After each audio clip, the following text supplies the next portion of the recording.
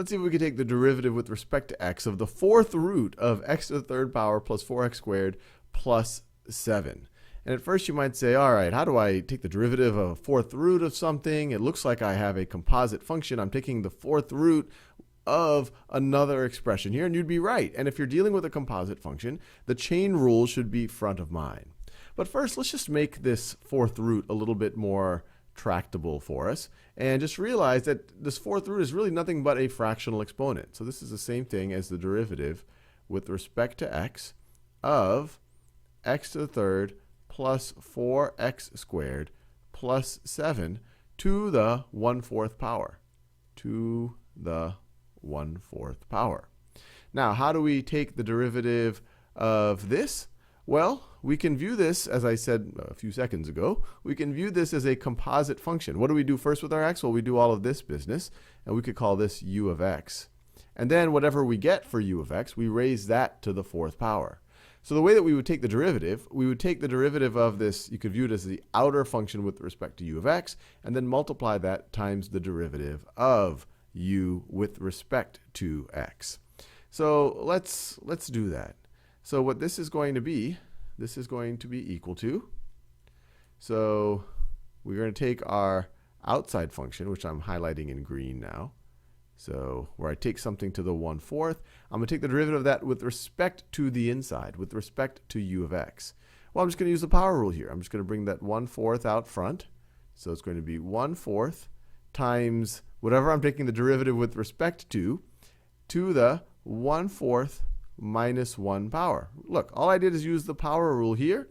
I didn't have an x here. Now I'm taking the derivative with respect to u of x, with respect to this polynomial expression here.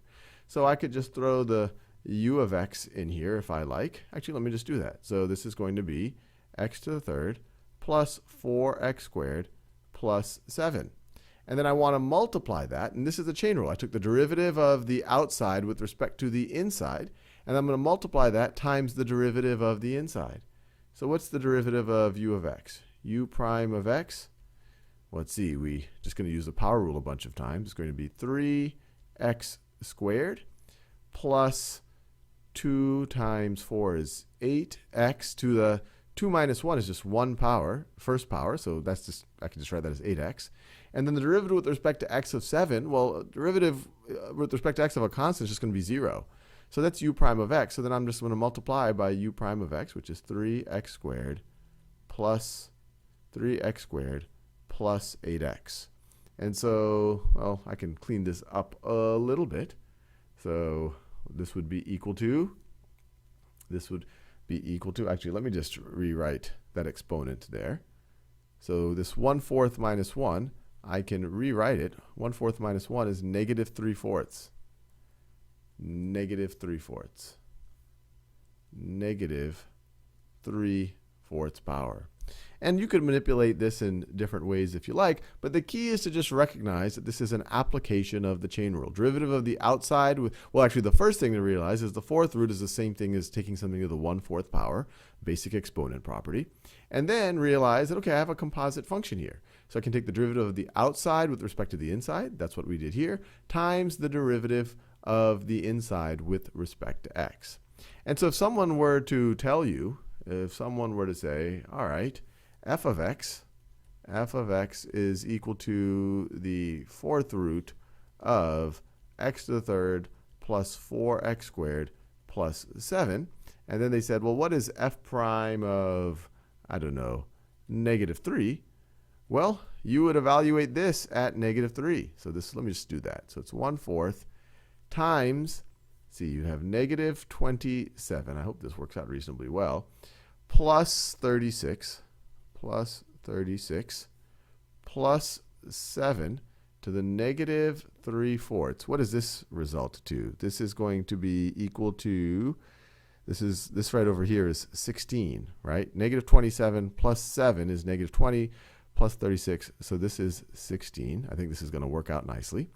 And then times 3 times negative, so 3 times 9, which is 27 minus 24. So this is going to be right over here. That is going to be 3.